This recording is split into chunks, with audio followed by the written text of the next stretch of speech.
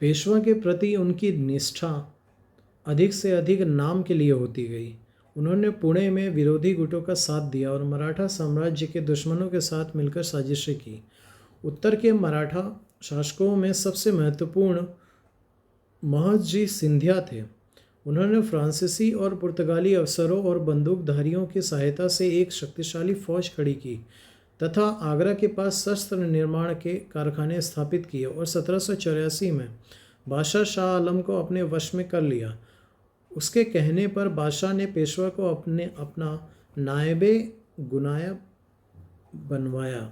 शर्त यह थी कि महादजी पेशवा की ओर से काम करेगा, मगर उसने अपनी शक्ति नाना फडणवीस के खिलाफ साजिश करने में लगाई। वह इंदौर के होलकर का भी बड़ा कटु शत्रु था। वह 1794 में मारा गया। नाना फडणवीस उन महान सैनिकों और राजनेताओं की परंपरा की आखिरी कड़ी थे जिन्होंने मराठा शक्ति को 18वीं सदी में उसके उत्कर्ष पर पहुंचाया था। सवाई माधवराव 1795 में मर गया। उसकी जगह रघुनाथ राव के अत्यंत नालायक बेटे बाजीराव द्वितीय ने ली।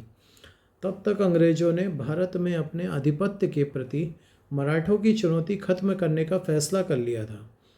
अंग्रेजों ने अपनी चतुर कूटनीति के द्वारा आपस में लड़ने वाले मराठा सरदारों को विभाजित कर दिया और दूसरे और तीसरे मराठा युद्ध क्रमशः 1803 से 1805 और 1816 से 1819 में उन्हें हरा दिया।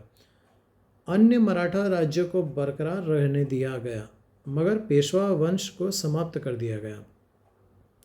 इस प्रकार मुगल साम्राज्य को नियंत्रित करने और देश के बड़े हिस्सों में अपने साम्राज्य स्थापित करने का मराठों का सपना साकार नहीं हो सका। इसका मूल कारण यह था कि मराठा साम्राज्य उसी पतोन्मुख समाज व्यवस्था का प्रतिनिधित्व कर रहा था जिसका मुगल साम्राज्य प्रतिनिधि था। दोनों एक ही प्रकार की अंतर्भूत कमजोरियों के शिकार थे। मराठा सरदार बहुत कुछ बाद के मुगल सामंतों की तरह थे, जैसे सरजमी व्यवस्था जागीर की मुगल प्रणाली के समान थी। जब तक एक केंद्रीय सत्ता और एक सामूहिक शत्रु मुगलों के विरुद्ध पारस्परिक सहयोग की आवश्यकता थी, तब तक वे किसी न किसी तरह से एक सूत्रबद्ध रहे। किंतु कोई भी अवसर मिलते ही उन्होंने अपनी स्वायत्तता का दावा करने की कोशिश की, चाहे वे जो भी हो। मुगल सामंतों की अपेक्षा कम अनुशासित थे। मराठा सरदारों ने एक नई अर्थव्यवस्था विकसित करने का कोई प्रयत्न नहीं किया। वे विज्ञान और प्रौद्योगिकी को बढ़ावा देने में असफल रहे।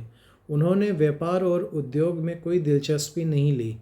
उनकी राजस्व प्रणाली और प्रशासन मुगलों जैसे थे। मुगलों की तरह ही मराठा शासक भी लाचार किसानों से राजस्व वसूल करने में ही मुख्य रूप से दिलचस्पी रखते थे। उदाहरण के लिए उन्होंने भी आधा कृषि उत्पादन कर के रूप में लिया। मुगलों के विपरीत वे महाराष्ट्र से बाहर की जनता को सही प्रशासन देने में भी विफल रहे। मुगलों की तुलना में वे भारतीय जनता में निष्ठा की भावना को अधिक मात्रा में नहीं जगा सके। उनका अधिकार क्षेत्र भी केवल बल पर आधारित था। उदयमान ब्रिटिश सत्ता का मुकाबला मराठे केवल अपने राज्य को एक आधुनिक राज्य में रूपांतरित करके ही कर सकते थे। वे ऐसा करने में असफल रहे। लोगों की सामाजिक आर्थिक अर्थव्यवस्था। 18वीं सदी का भारत पर्याप्त गति से आर्थिक, सामाजिक या सांस्कृतिक प्रगति नहीं कर सका।